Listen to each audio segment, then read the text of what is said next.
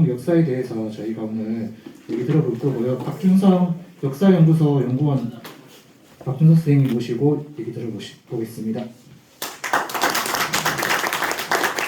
네, 안녕하세요. 반갑습니다. 박준성입니다. 네. 그래도 선거 끝난 지 좀 한 며칠 지나니까 분위기가 좀 끝나고 바로 다음 날이나 뭐 이렇게 했으면 어쨌든 뭐 좀 영양 기분이 찜찜한데, 선거 결과 보고 사람들이 하는 얘기들이 뭐 전두환 때도 살았고 뭐 박근혜 이명박 박근혜 때도 살았다, 그런 식으로 얘기하는 사람들 상당히 많더라고요. 근데 저는 뭐 박정희 때도 살았고 전두환 때도 살았고 노태우 때도 살았고 김영삼 때도 살았고 김대중 때도 살았고 노무현 때도 살았고 심지어는 문재인 때도 살았는데, 근데 사람들이 누구 때 살았다고 할 때 이렇게 빼놓고들 얘기를 하더라고요.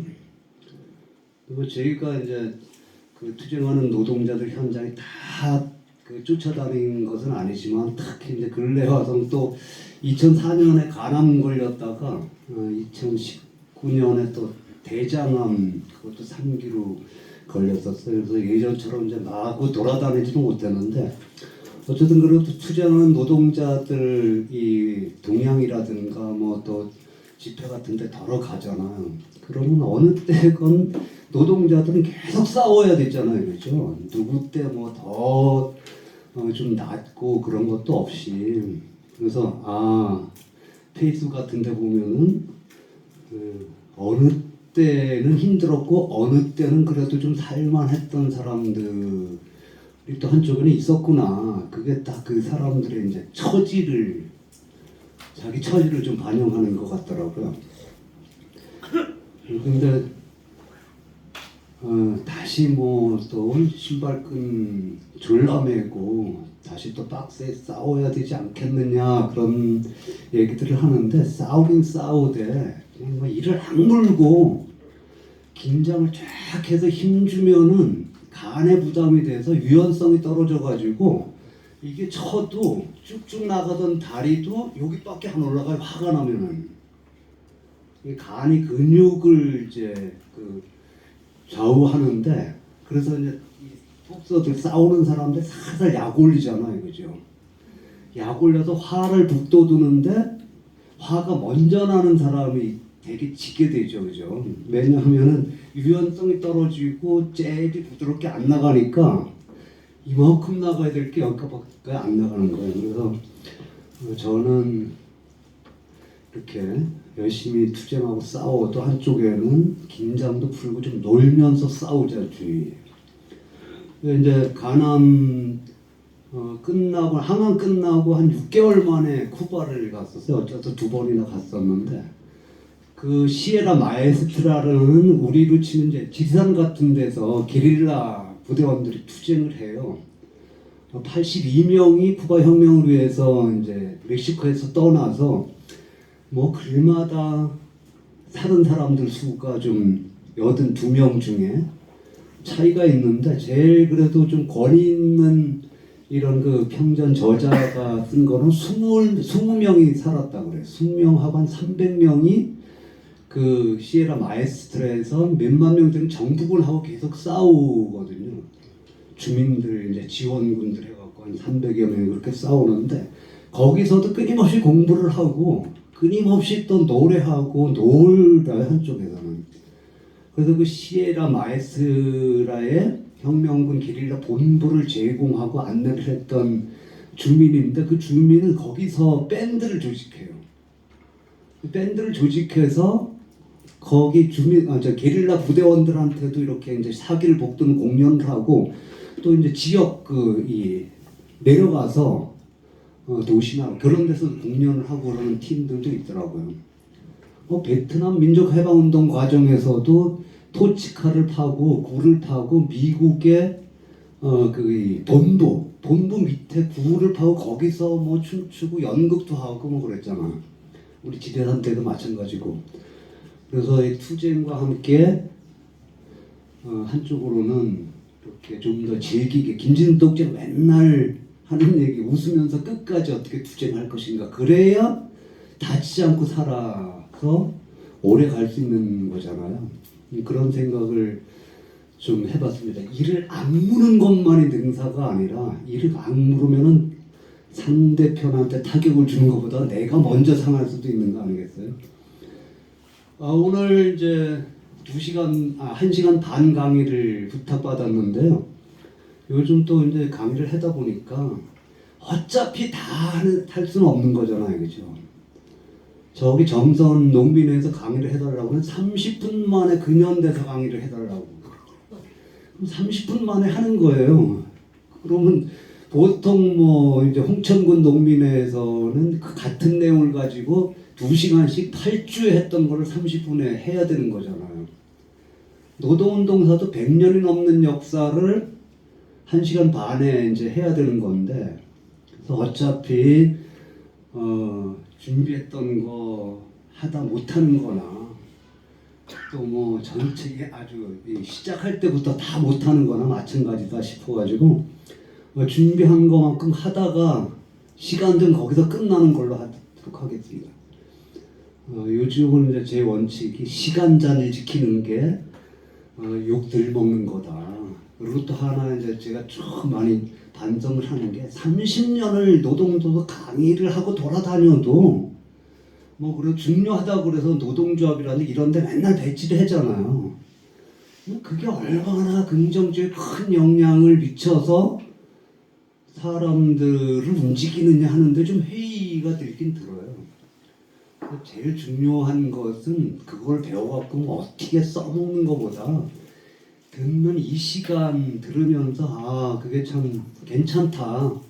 뭔가 좀 이렇게 여운으로 느낌으로 남아있는 정도 그래도 이제 이거를 같이 봤으면 좋겠어요. 그러고 필요한 사람들이 나중에 공부를 또 하면 되잖아요.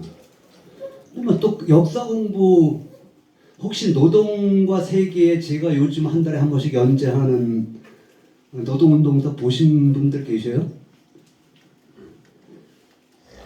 한 분도 안 계시네. 그러니까 저는 그 13배짜리 원고를 쓰기 위해서 일주일 내내 머리를 쥐어뜯으면서 공부를 하다가 마감 시간 몇 시간에 이제 글을 쓰는데 그러면서 한쪽으로 위안으로 삼는 게 뭐 이렇게 써봐야 볼 사람도 별로 없는데 뭐 대강 써도 되지 않겠는가 싶기도 한데 그걸 쓰는 사람은 그렇지 않잖아요. 그죠?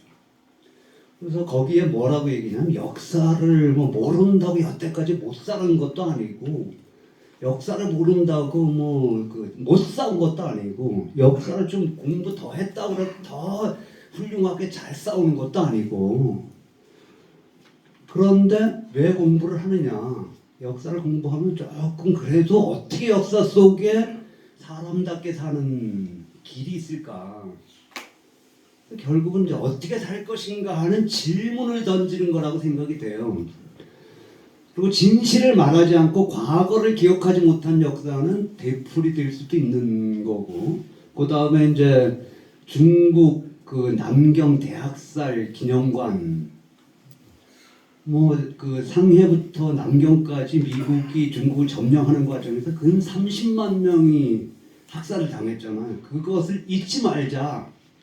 그 기념관이 어마어마하게 크게 있는데 그 도처에 써있는 글귀가 이겁니다. 전사불망 후사지사. 지나간 과거를 지난 일을 잊지 말아야 되는 것은 그 지나간 일이 지나간 그때를 기준으로 하면은 다 미래잖아요. 그죠? 다 후사가 되는 거예요. 지금은 과거지만은 그 전 과거에 비하면 그 전 과거의 미래였잖아요. 그죠? 그래서 지나간 일을 잊지 말아야 되는 까닭은 그 지나간 일이 그 다음 일의 선생이 되기 때문이다. 배울 게 있기 때문에 과거를 잊지 말아야 된다. 근데 지금 돌아가는 거 이해도 하기가 쉽지 않으니까 다 알기도 쉽지 않으니까 지나간 일을 계속 이제 잊어버리게 되잖아요. 그죠? 지나간 일을 계속 잊어버리니까 또 한편으로는 역사가 필요 없다고 얘기를 하면서도 또 한쪽으로는 뭡니까? 되풀이해서 또 당하는 거죠. 그죠? 그래서 이제 이거 외국만 한데 어디서 저도 이제 자료를 하나 건졌어요. 어떤 문이 두 가지 문이 있어요. 외국 만화를 끌어다가 뺏겨서 그린 거잖아요, 그죠? 간판만 바꿔 달았는데 이왕 뺏겨 먹으려면 위에 것까지 다 갈던지. 근데 뭐 이것도 나름대로 의미는 있어요. 뺏겨 먹었다는 것을 알려주는 거잖아요, 그죠? 안심시키는 거짓 문이 있고 불편한 진실의 문이 있어요.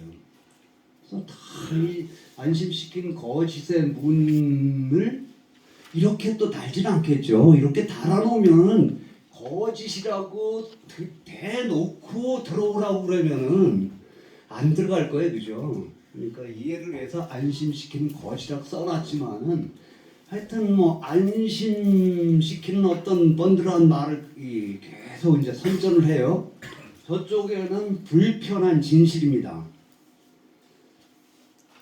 이거 써놓으면 또 일로도 들어갈 거예요. 좀 불편하지만 진실되게 살아야 된다. 사람들이 기본적으로 그런 생각도 있잖아요, 그죠?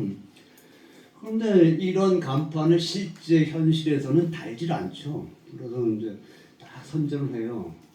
여기 들어가면 껄꺽스러운 거예요. 저기 들어가면 뭐 좀 뭔가 하여튼 찜찜하잖아요, 그죠? 이쪽은 좀 편할 것 같고 줄줄이 이쪽 문을 들어가요. 들어가면 어떻게 돼요? 들어가서 거짓인 거를 그때 알게 됩니다.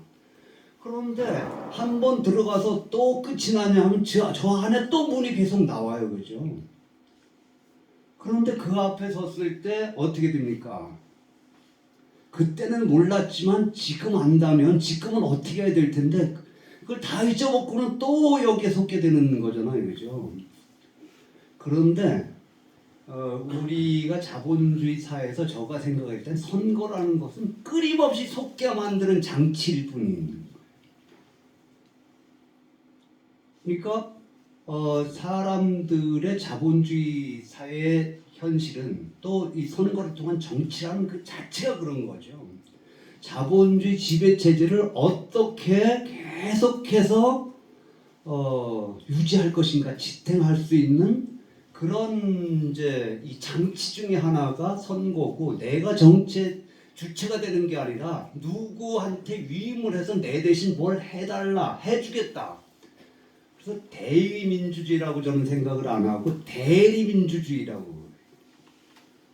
내가 역사의 세상에 또 정치의 주체가 아니라 항상 누가 나를 대신해서 잘 해주기를 바라게 만드는 거예요. 이런 장치가 계속 이 관문처럼 우리 앞에 놓여지는 거잖아요, 그죠? 그래서 지금 알고 있는 걸 그때도 알았더라면 이런 시집이 있어요. 외국 시인의 시를 가지고 제목으로 만드는 건데 그 책이에요, 시집. 번역된 시를 묶어놓은 건데 이게 유시화 시인이 묶은 시집이에요. 근데 제가 유시화 시인을 별로 좋아하지 않아서 제목만 따고 시인 이름은 뺐어요. 요것도 어떻게 보면 왜곡은 왜곡이죠. 근데 어차피 역사도 다 이렇게 잘라서 보는 거잖아요, 그죠? 1시간 반 동안에 잘라서 보여드리는 거잖아요, 그죠? 긴 역사를. 근데 이거조차도 요즘은 이런 제목도 문제라고 생각이 돼요. 지금 알고 있는 걸 그때도 알았다면 그때 어떻게 했을 텐데 하나만 한 얘기예요, 그죠? 뭐 그때로 돌아가서 아무리 후회하고 아쉬워도 뭐 돌아가서 뭘 다시 할 수가 없잖아요, 그죠? 그래서 이 질문을 이렇게 조금만 바꾸면은 그때는 몰랐던 것을 그때는 몰랐지만 지금 안다면 그럼 지금은 뭔가 할 수 있잖아요, 여기서, 그죠? 질문을 바꿔야 되는 거예요. 비슷한 것 같은데 좀 다르잖아요, 그죠? 그때는 지금 알고 있는 걸 그때도 알았더라면 하는 질문을 그때는 몰랐던 것을 지금 안다면 지금 여기서. 그래서 내 삶도 그렇고 역사도 그렇고 무엇인가를 만들어낼 수 있는 시간과 공간은 항상 지금 여기밖에 없죠. 과거의 패배, 실패는 아무리 후회해도 바꿀 수가 없어요. 그래서 화를 내고 뭐 불닭을 내고 해봐야 과거의 결과 그 자체를 바꿀 수는 없잖아요, 그죠? 화를 내면은 나만 상하는 거예요. 화낼 대상이 아닌 거죠. 그리고 우리가 아무리 어떤 희망을 가지고 미래를 꿈꾼다고 해도 그 바라는 미래가 당겨져서 여기서 바로 이루어질 수는 없는 거잖아요. 그죠? 그거를 끌어올 수는 없는 거예요. 그 사이에는 뭐가 필요한 거예요? 과정이라는 게 항상 필요한 거잖아요. 그런데 바꿀 수도 없는 과거, 당길 수 없는 미래의 역사가 왜 필요한가? 지금 여기서 성찰할 수 있는 힘이 되고 또 과거에 꿈꿨던 선배들의 그런 바람을 우리가 떠올리면서 우리의 희망의 상상력을 잃지 않고 간직할 수 있잖아요. 그죠? 쿠바 이제 여행하기, 역사 기행하기 전에도 그렇고 항암하면서 읽었던 책들 중에 이제 아마 읽으신 분들 많이 있을 거예요. 노인과 바다. 근데 이런 게 이제 곁다리 얘기인데 노인과 바다를 바다와 노인인가 하고 이렇게 생각하기 시작하면 이게 안 바뀌어져요. 거의 시험 보면 거의 틀려요. 노인과 바다인가 바다와 노인이었는가 바다와 노인이었지 바다에서 노인이 배 타는 얘기니까 여기까지 덧붙여준 시험을 보면 다 틀려요. 근데 주체가 누구인가를 생각을 하면 노인이 바다에 나갔다가 85일 만에 청새치를 잡잖아요. 그죠? 근데 그거를 잡아갖고 돌아오는 중간에 사투를 벌입니다. 진짜 죽으랴 살자 싸워서 잡았는데 상어떼한테 습격을 당해서 다 뜯기죠. 한국에 돌아오니까 뼈만 항상하게 남았어요. 그 다 뜯길 걸 못하러 잡았지? 이럴 수도 있잖아요. 근데 그 잡는 과정 그리고 잡았을 때의 성취감 또 내가 실현했던 거 패배했지만은 그 인생의 실패라고는 할 수가 없잖아요. 그죠? 그리고 다시 또 바다에 나갈 수 있는 힘이 되잖아요. 그죠? 그 80 가까이 된 노인네가 그 그 거대한 청새치를 잡았던 그런 경험이 그 나이에도 다시 바다로 나갈 수 있는 힘이 될 수 있는 거 아니냐. 역사에서는 또 그런 것도 배울 수 있는 거 아니겠어요? 조선 사회에는 소수의 양반 지배자들이 다수의 평민들, 천민들을 지배했던 신분제, 지주제 사회였죠. 그래서 지주들이 조그만 대규모 땅을 차지하고 좋은 경치 좋은 곳에 별장을 만들어 놓고 거기에서 맛있는 음식을 먹고 술 마시고 노래하고 춤추고 우리가 하고 싶은 거 제가 하고 싶은 걸 이들은 이미 다 했어요. 그죠? 시소화를 즐기고 그런데 여기서 이렇게 놀고 먹으려면 어떻게 돼요? 누가 뭔가 먹을 거리를 자기들이 안 해 먹으니까 만들어줘야 될 거 아니에요. 그럼 이 양반 지주들의 부인들이 여기까지 쫓아와서 또 음식 해주고 그러겠어요? 그것도 아니에요. 누가 해주니까 머슴이 하인이 하녀들이 해주는 거예요. 그리고 집안 사람들이 이렇게 살아가려면은 밖에서 봄부터 가을까지 겨울까지 허리가 휘어지도록 뼈가 빠지도록 일을 하고 수확물의 반 이상을 지대로 소작료로 갖다 바치는 거를 가지고 살아가는 거 아니에요. 그죠? 이 양반 지주들은 태어나서 죽을 때까지 한 번도 밭에 나가서 김 한 번 매보고 뭐 씨앗 한 번 뿌리고 거름 한 번 내보고 뭐 잃어본 적이 없는 양반이지만 몰락한 처지가 일반 평민들하고 비슷한 사람들은 똑같이 살아갔지만 양반이라고 해도 그런데 이렇게 떵떵거리는 양반 지주들은 태어나서 죽을 때까지 한 번도 스스로 땀 흘리면서 노동을 해본 적이 없는 사람들이에요. 누군가 타인의 노동을 바탕으로 이들이 먹고 살고 즐기는 거였잖아요. 근데 이런 사회 구조를 지탱하는 사회 질서가 뭐냐? 신분제였어요. 그게. 사람 몸뚱아리에는 태어날 때부터 차별이 있는 거다. 신분제. 신분제가 제일 공부했던 게 통일신라 시대 골품제예요. 그 학교 다닐 때 배웠죠. 그런 건 제일 높은 신분이 뭡니까? 골품제에서 성골. 왜 성골이에요? 그 뼈다귀가 성스러워서 성골이에요. 진골은 진짜 뼈다고. 그 다음에 육두품, 뼈의 품질이 한 6개쯤 되고 5두품, 4두품 이렇게 나가잖아. 그 다음에 이제 일반 평민들 또 천민들은 뼈다귀 품질도 없는 그냥 하찮은 것들이에요. 그런데 이제 그 뼈다귀의 품질, 뭐 사람 몸뚱아리의 품질에 차이가 있다는 게 신분제인데, 그래서 크게 봤을 때 양반 쌍노부는 나름 조선사에서 제주도는 대개 양반이죠. 그러니까 쌍놈들이 아래 것들이 윗신분인 양반한테 겨먹으면 안 된다 하는 게 조선 왕조 체제의 가장 기본적인 질서고, 조선사를 지탱하는 기본법이 경국대전인데, 경국대전의 중요한 내용은 그 내용이에요. 신분을 통해서 경제를 지탱해 나가는 거죠. 경제를 바로 내세우면은 폼이 덜 나잖아요, 그죠? 양반들한테, 선비들한테. 그러니까 간접적으로 그걸 지탱할 수 있는 장치로 사람 몸뚱아리는 태어날 때부터 그분이 있다. 그것을 정당화하는 유교 논리가 명분론입니다. 모든 명 있는 것, 이름 있는 것은 품질이 있다, 다르다는 거예요. 품질이 있다는 거예요. 명품 그게. 명분. 그래서 신분제를 정당화하는데, 그런 핏줄로 구분되는 이런 사회 구조는 이제 사회 체제는 변했죠, 그죠? 1894년 동학농민혁명, 갑오농민전쟁 결과 갑오개혁이 이루어지면서 법적 형식적으로 신분제는 폐지가 됐어요. 그 형태는 한쪽으로 남아있지만은, 근데 이제 자본주의 사회에서도 그 신분, 그걸 정당했던 명분, 그리고 신분의 가장 최고였던 골품, 뼈다귀의 품질이 다르다. 이런 유제가 변화돼서 나타나요. 자본주의 사회에서는. 그게 뭐냐? 품은 같은 품인데 상품으로 구분돼요. 그것도 품이죠. 그래서 어떤 상품을 소유하느냐 하는 그 소비 욕망을 끊임없이 불태우는 거잖아요, 그죠?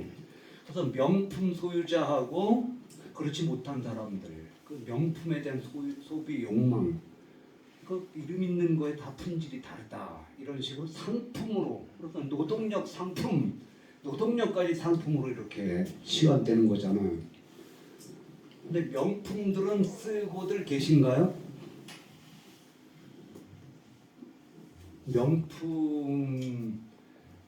그런데 저는 그냥 우스갯소리로 이렇게 질문을 던졌는데 그게 아니더라고요. 다들 뭐 젊은 친구들 얘기를 하다 보니까 뭐 몇백만 원짜리 명품은 다 그냥 가져야 되는 거, 내 친구들은 다 가졌는데 나는 없다. 야, 무슨 이거 주먹만한 이 가방 하나를 몇백만 원짜리 갖고 다니면서 그렇게 마음이 편하냐? 그러면 이제 우리 딸도 없지만은 아빠 쳐다보기를 완전히 부닥다리. 그러니까 젊은 애들이, 전 꼰대란 말을 아주 싫어 하는데, 꼰대 그러지. 그러면서 우리가 생각하는 것보다 자본의 소비 욕망을 부축하는 그 명품 소비 의식들이 훨씬 강한 거죠. 그런 식으로 해서 소비를 통해서 자본주의 구조를 일상적으로 지배하고, 선거를 통해서 주기적으로 확인사살을 하는 이런 거죠. 그러면서 이제 주체들이 다 배제되는 거예요. 자, 그 다음에 이제 이런 사회에서 이런 사회를 지탱하는 일상 인간관계, 그게 뭐냐? 분수를 알아라. 안분지족해야 된다. 지금도 표현이 조금 다르지만은 서점에 가면 한쪽 편에 인간관계론 처세로 이런 책들이 엄청 많고 제일 잘 팔려요. 여전히 뭔가 불안해니까 내가 인간관계가 부족해서 뭐가 잘 안 풀리는가 보다. 노동조합이 잘 안 되는 것은 노동조합 조합원들 사이에 인간관계가 원만하지 않아서, 그래서 뭐 노동조합에서 MBTI부터 뭐 하여튼 이런 것도 다 하고 그러잖아요. 그죠? 인간관계론 중요해요, 그죠? 그런 것들 아는 것도 중요하고, 그 인간관계가 안 풀려가고 갈등 때문에 우리 조합 활동도 운동도 잘 안 되는 경우가 있잖아요. 근데 다 그것 때문인 건 줄 생각을 하게 만드는 게 있죠, 또. 그래서 이제 그런 논리 중에 하나가 안분지족이에요. 안분지죽이 뭐냐? 구분을, 차별을 편안하게 생각하면서 스스로 만족할 줄 알아야 된다. 안분자족이라고도 얘기를 하죠. 안분자족. 그 다음에 이것을 벗어나면은 큰일 난다 하는 얘기가 뭡니까? 이게 분수를 알아라 하는 거예요. 분수를 알아야 한다는 것은 이렇게 구분된 신분의 차이를 요때 수는 헤아린다, 안다는 뜻이에요. 이것을 알아야지 분수를 모르고 이것을 뛰어넘으려고 하면 어떻게 되냐? 자기만 문제가 되는 게 아니라 집안이 풍비박살이 나는 거예요. 그러니까 여기 쌍놈의 떡거머리 총각이 저 혈당 아가씨한테 연모의 정을 품어요. 어떻게 해야 되겠어요? 사랑은 국경도 없다 그러면서 이 신분의 장벽을 뛰어넘으려고 하는 경우도 있죠.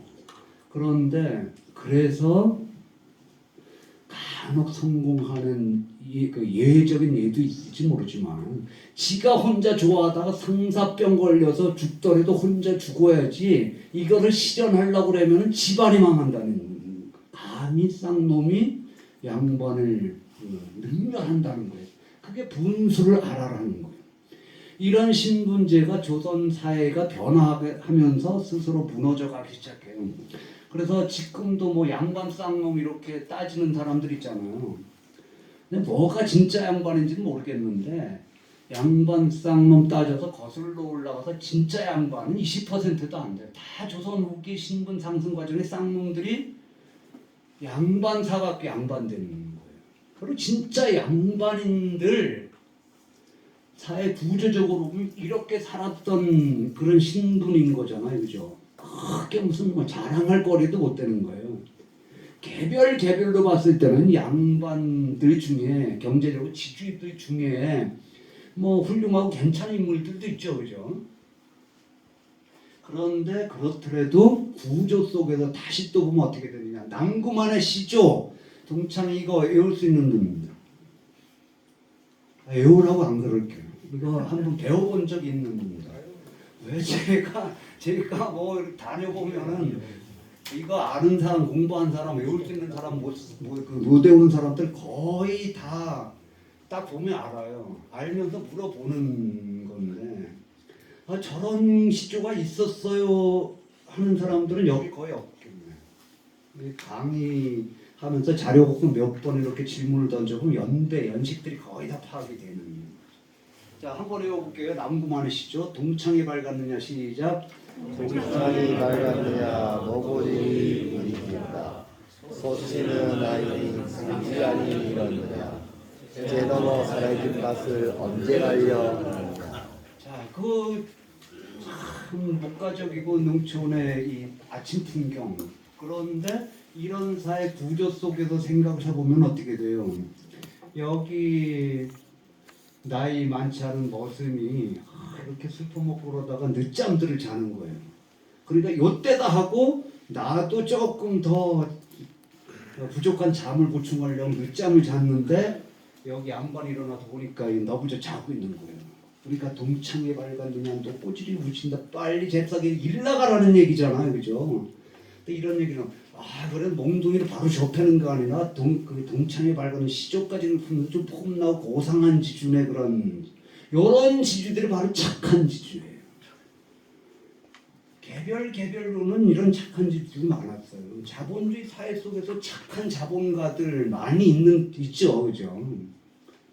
본 적이 없는 거 그거 본 적이 없으니까 여기까지 와서 노동적 활동하는 겁니다. 그것도 한쪽 문제예요. 착한 지주가 진짜 착하게 이렇게 하면은 노동자 의식을 마비시키는 경우도 있고. 동학농민혁명 때 저기 전라도 나주 그 목사는 진짜 정치를 잘했어요. 정치를 잘하니까 동학농민군들이 여기서는 활동을 못해요. 다 우리 목사, 우리 수령 잘하는데 왜 그러냐 해갖고 거기는 전라도 다 이 함락을 했으니 거기만 함락을 못하는 거죠. 그런 이런 지주도 있지만은 이 지주조차도 지주가 지주 노릇을 하려면 어떻게 돼요? 신분제라는 이런 그 질서를 백으로 해가지고 소작인들한테 땅을 빌려주고 소작료를 받아야만 지주가 되는 거잖아요, 그죠? 지주라는 그 자체 차이가 없는 거예요. 자, 그런데 이제 이런 신분제가 어떻게 무너졌느냐?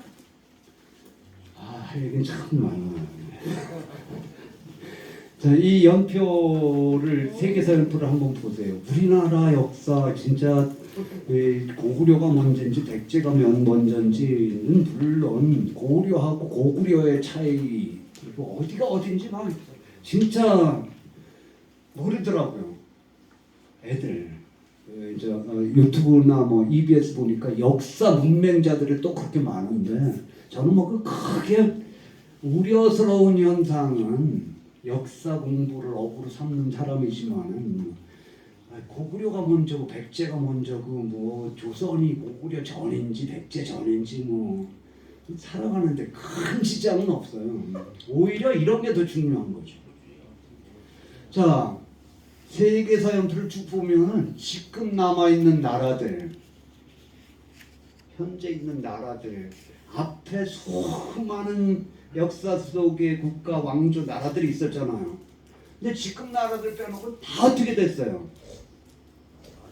다 망하거나 변했어요. 우리도 고조선 망하고 고구려 망하고 삼국 망하고 통일시대 망하고 고려가 망했으니까 조선이 세워졌는데 고려가 망했다고 그래서 고려가 망했다고 그래서 조선이 건국됐다고 그래서 고려 백성들이 다 죽은 거 아니잖아요, 그죠?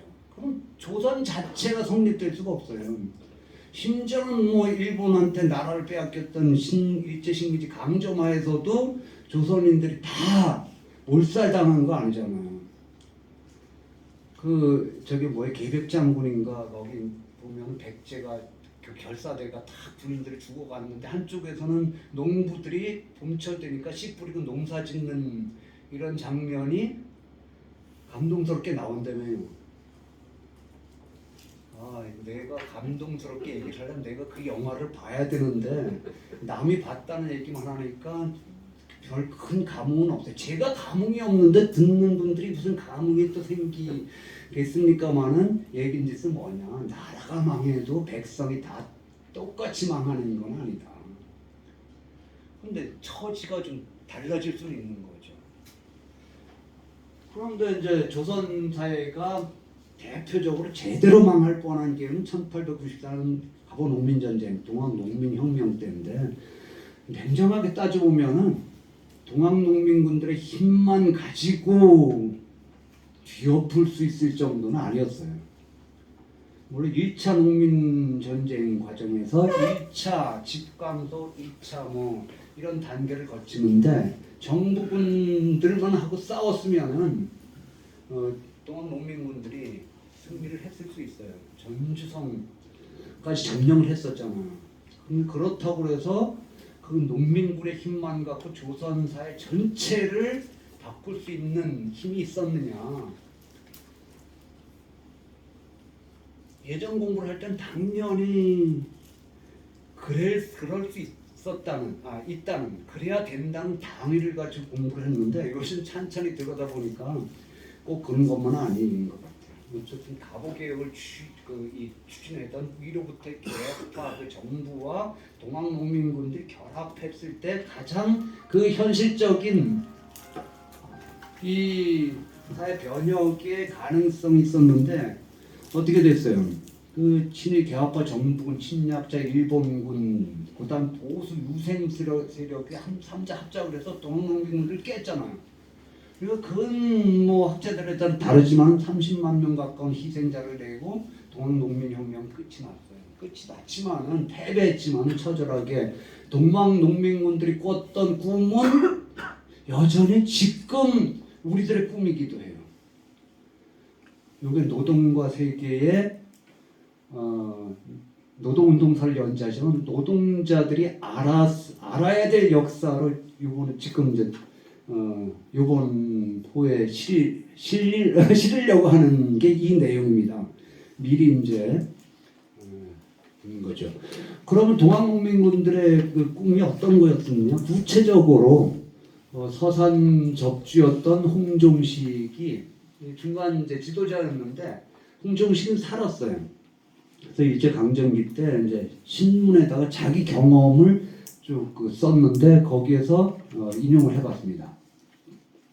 이때 있어서 제일 인심을 끈 것은 커다란 주의나 목적보다 또는 조화나 장래 영광보다도 당장의 실이 그것이었습니다. 첫째, 입동을 하면 사인여천이라는 주의하에서 사람 섬기기를 하늘처럼 하라는 그런 주의하에서 상하, 귀천, 남녀 준비할 것 없이 꼭꼭 맞절을 하고 경어를 쓰며 서로 존경하는 데서 모두 신열성복이 되었고 상하, 귀천, 남녀 존비 없는 세상을 바람직하다고 생각하나요? 그런 세상을 바라십니까? 진정? 내 일상 삶 속에서도 이런 내 꿈을 하루하루 실현할 수 있어요? 노력하겠습니다. 이렇게 질문을 강사가 하면 안 돼. 우리 아내가 옆에서 코치를 하는 게 이렇게 정보를 던져주고 그렇게 살 것인지 안 살 것인지는 보고 듣는 사람이 판단해서 자기가 사는 거지 강사가 무슨 뭐 교주냐 뭐 그 또 말한 거 책임도 못 지는데 저는 집에서 하나도 못하면서 남들한테만 폼 잡고 당신 집에서 해? 뭐 우리 딸은 아빠 같은 사람이 바로 무슨 공부하고 운동한다 그러면서 평생을 엄마 등에 올라타갖고 가족 경제는 책임도 안 지고 그러면서도 뭐 폼 잡고 그러면서 남들 깔아놓은 자리에 가서 강의 쫙 하고 그러면 박수 받고 선생님 하고 그러니까 맨 평생 그렇게 살았는데 즐거웠잖아. 근데 즐거웠는데 어떻게 암까지 걸려? 그러니까 이게 우리가 쭉 돌아보면은 끊임없이 노동조합에서 치열하게 싸웠고 그 다음에 뭐 이제 민주화운동을 했지만은 내가 실현하려고 했던 그 미래를 지금 여기 현실 속에서 하나하나 실천을 해갔느냐 그걸 상징적으로 보여주는 게 이제 동학 농민군들은 이 관계 속에서 서로 맞절하고 경어를 쓰면서 서로 존경했다고 그래요. 요거는 경험했던 서산접수 홍종식만 이런 얘기를 쓴 게 아니라 동학에 대해서 이념적으로는 아주 적대시했어요. 왜냐하면 보수적인 전통 유학자였기 때문에 내천 황현이 동학 농민군들이 그 신분을 없애고 서로 이렇게 존중하게 했다는 거 이런 얘기를 몇 군데 놨어요. 그러면서 한쪽에는 동학농민군들을 비도니 비적이니 뭐 10,000명을 잡아 죽여도 이건 과한 게 아니다. 그러면서도 은근하게 동학농민군들의 이런 관계 서로가 인간으로서 존중하는 이런 거에 대해서는 은연중에 조금 탐내는 것 같은 그런 이 밑에 분위기를 느껴요. 근데 참 이게 희한하죠, 그죠? 특히 남자들이 더 그런 것 같은데 뭐 평소에 존대하고 어쩌고 그러다가 술 한잔 먹으면서 어떤 계기로 민증을 까서 그 생년을 확인하고 그 다음에 얘기를 하다 보면 어디 고등학교 출신 그럼 여태까지 존대하고 뭐 형 예예 그랬던데 갑자기 그때부터 야자하고 선배님 하면 이렇게 되는 거야. 난 진짜 웃기는 거야 이게. 그 전에 무슨 만남이 있고 관계가 있었으면 뭐 그러는데 한 번도 오줌을 생전 처음 보는 거잖아요. 어떻게 살았는지 잘 모르고 딱 하나 동창 이름 하나 가지고 어떻게 바로 수직적인 상관관계가 급속하게 순식간에 이루어지는 이런 사회도 참 희한한 거 아니겠어요? 그러니까 이런 것들을 실천하니까 누가 제일 싫어했느냐? 양반들 중에서도 누가 누구를 제일 싫어했냐면은 양반을 배반하고 동학농민군 속에 들어가서 싸웠던 양반 이런 양반들도 꽤 돼요. 자기 신분을 자기 기급을 배반하니까 더 못마땅하고 더 죽일 놈이 됐던 거죠. 그 다음에 이제 죽이고 밥이고 아침이고 저녁이고 도인이면 서로 도와주고 서로 먹으라는 데서 모두 집안 식구가 일심단결이 되었습니다. 그때야말로 정말 서로 나눠 먹고 도와가면서 살았기 때문에 싸웠기 때문에 동학 조직에 들어가면은 굶어 죽을 염려는 없다. 우리 또 이 아들이 중학교 다닐 때 엄마가 뭘 장을 잔뜩 봐오는데 제가 이제 현관에서 받아들였어요. 근데 한꺼번에 운반하기 힘들 정도로 많았어요. 그래서 앉아서 뺀질대는 아들한테 야 이거 같이 좀 들어야 되지 않냐? 서로 돕고 그래야지 보고만 있냐 그랬더니 이 아들이 정색을 하면서 왜 서로 돕고 나누는 건지 나눈 게 좋은 건지 논리적으로 합리적으로 설명을 하는 거예요. 이 화가 치밀어 오는데 중학교 2학년. 그때 막 이걸 좁혀서 서로 돕고 나누는 건 당연한 거지 그걸 뭘 논리적으로 합리적으로 그걸 설명을 해야 돼. 그런데 그 아들의 이 얘기를 듣고 제가 10년 이상 역사적으로 논리적으로 서로 돕고 나누는 게 왜 인간이 사람답게 사는데 좋은 건지 도움이 되는 건지 결국 그거 심리학적으로 역사적으로 뭐 그 공부를 하게 된 질문을 애가 만들어 주는 거예요.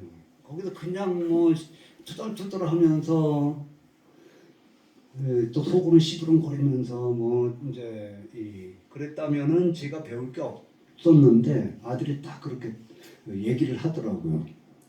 그랬더니 뭐 그 아들은 대학도 안 가고 뭐 지가 지 인생 살아간다고 요즘은 해군 조리병으로 가서 요리사 된다고 뭐 자격증 있겠다고 요리사하고 소말리아 갔다 오더니 원양어선 탄다고 부산 혼자 내려가서 무슨 항해사 자격증 따는 학교 다닌다고 떠났어요. 왜 그러냐 그랬더니 젊어서 고생은 돈 주고 배워야 되는 거라는 걸 그럼 제가 할 길로 이렇게 이제 가는 건데 자 우리 노동조합의 기본도 이런 거잖아요. 그죠? 혼자 힘으로는 안 되니까 서로 조직된 힘으로 죽이고 법이고 서로 나눠 먹으면서 가장 기본적인 생존권을 해결하고 조직된 우리의 힘만 가지고 우리만 아니라 세상에 더 많은 노동자들 또 세상에 더 힘없고 어려운 사람들도 함께 나누고 도우면서 잘 살 수 있는 세상을 만들 수 있는 가장 기본적인 조직 이걸 노동조합이라 생각하고 노동조합 활동을 하는 거잖아요, 그죠? 네, 맞습니다. 네, 이럴 때는 이렇게 이제 추임새가 중요해요.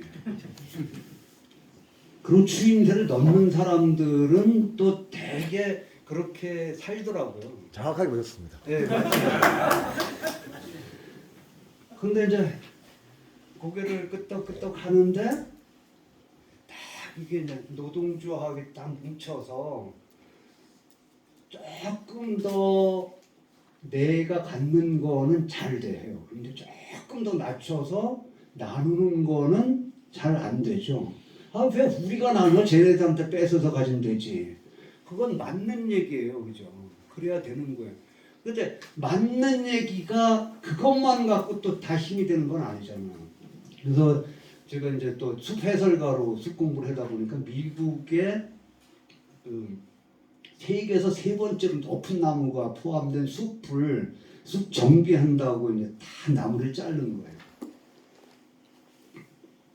근데 이 나무를 자르는 사람도 그게 귀한 나무라는 건 알고 이거는 살리자 하고 당국에 얘기를 해서 살려줬어요. 근데 그 큰 나무가 살았겠어요? 못 살았겠어요? 결국은 그 얕은 나무 내 그 큰 나무는 내가 살아가는데 저 얕은 나무 그 밑에 있는 풀꽃 뭐 이런 것들이 내 삶에 무관하고 나만 잘라서 혼자 높이 우뚝 서서 오랜 시간을 버티고 살았다고만 생각을 했는데 그 밑에 있는 풀꽃과 작은 나무들이 다 벌목되고 사라지니까 얼마 못 살고 죽었어요.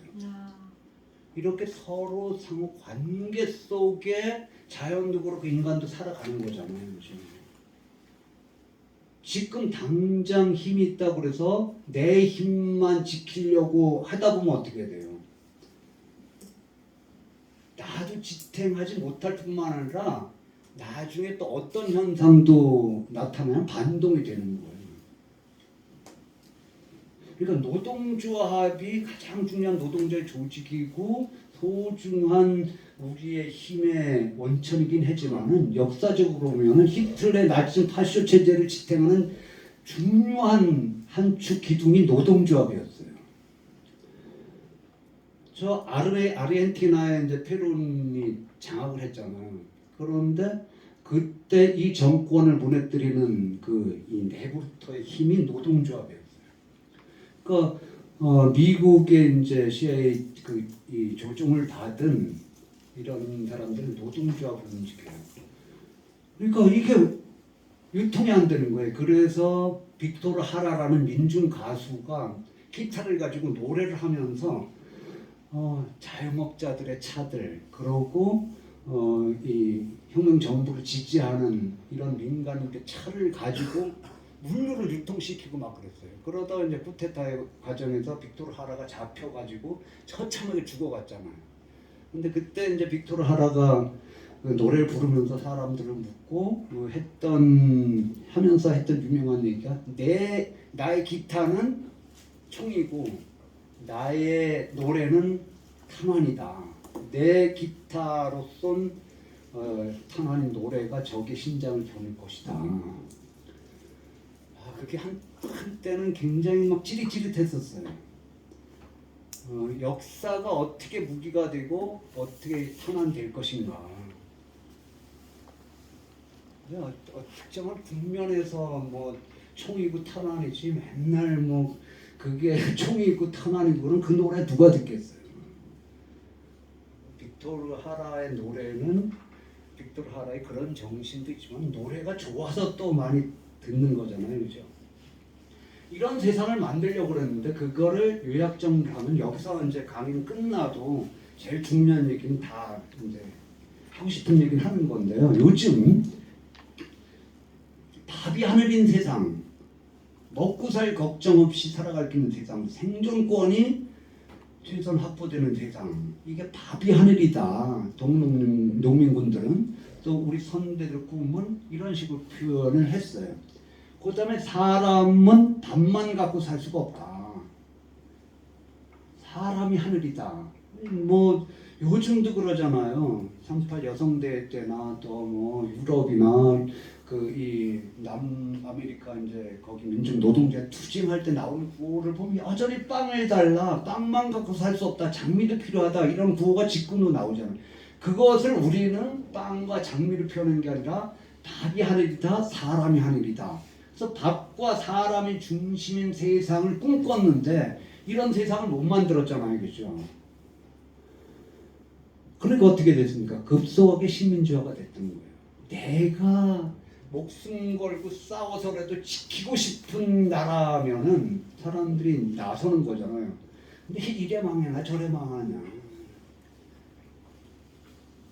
뭐 제가 그런 건 아니지만 사람들 심정이 그런 게 또 한쪽 있잖아요.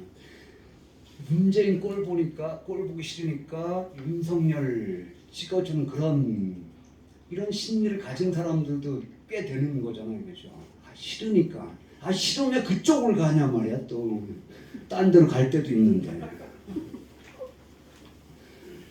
근데 이거는 인간사의 핵심이기도 해요. 인간사 하면은 인 플러스 사자가 있구잖아요. 사람한테 가장 중요한 것은 입으로 하는 거예요. 입으로 하는 제일 중요한 두 가지. 입의 범위를 넓히면은 뭐 더 이제 많아지는데 입으로 하는 제일 중요한 게 먹는 거잖아요, 그죠? 그 다음에 말하는 거예요. 먹지 못하고 말하지 않고 관계 맺지 않으면 사람이 살아갈 수가 없잖아요, 그죠? 그 다음에 이제 학문도 문인데 옛날 간암 때는 이제 그런 변비로 고생을 하는데 이번에 대장암 때는 진짜 겁먹어서 뭘 예전처럼 못하겠더라고요. 제가 공부하면서 그래도 뛰어돌아다니고 막 하는 것은 공부를 못하더라도 몸으로 할 수 있는 어떤 일도 할 수 있겠다는 그 자신감 때문에 역사학자들 중에서 희한하게 뭐 앉아서 공부만 안 하고 돌아도 다녔는데 공부 안 해도 그런데 이제 암 2번 걸리고 난 다음에 지난번에 변비가 하다 나중에는 이 티스푼으로 이 넣어가지고 판에도 단단해서 그 다음에 뭐 손가락으로도 안 되고 그러니까 온종일 앉아서 있는데도 그런데 이미 그렇게 된 상태에서는 변비 완화제도 이게 이제 듣질 않아요 그 사전에.